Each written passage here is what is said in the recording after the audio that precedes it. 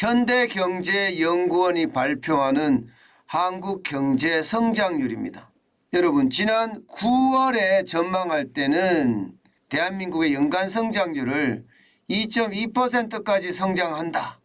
상반기에는 2%, 하반기에는 2.2% 성장을 해서 2.2%를 성장한다 했지만 올 1월에 다시 수정 전망을 한 내용을 보면 말입니다. 상반기에 1.6%, 하반기에 2%, 올해 성장률이 1.8% 정도 된다고 이야기합니다.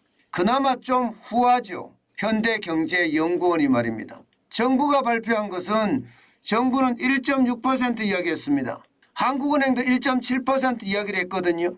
그런데 이창용 한국은행 총재가 1.7%를 밑돌 거다 이렇게 이야기했습니다. 조만간 경제성장률 전망치를 낮추겠다는 그런 의도가 깔려 있죠.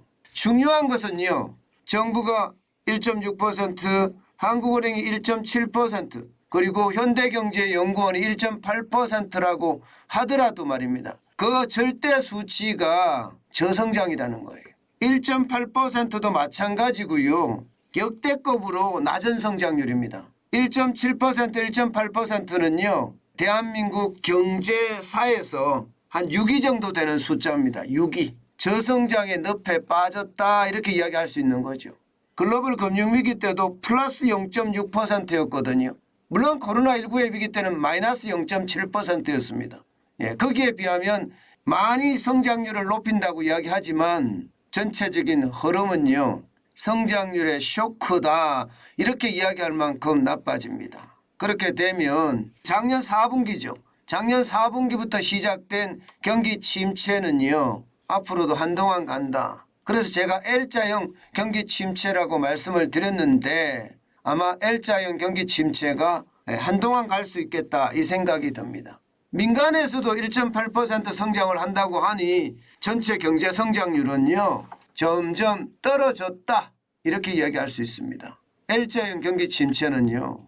고통이 수반됩니다. V자형처럼 쑥 빠졌다가 다시 올라가면 경기 침체에 대해서 느낄 시간적인 여유가 짧아요.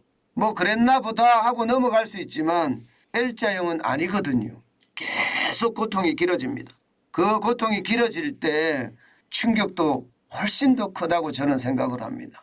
대한민국 경제가 나쁘다는 거예요. 한국경제연구원에서 전망한 1.8%는요. 일반적으로 보면 잘 맞습니다. 현대경제연구원이 발표하는 내용들이 말입니다.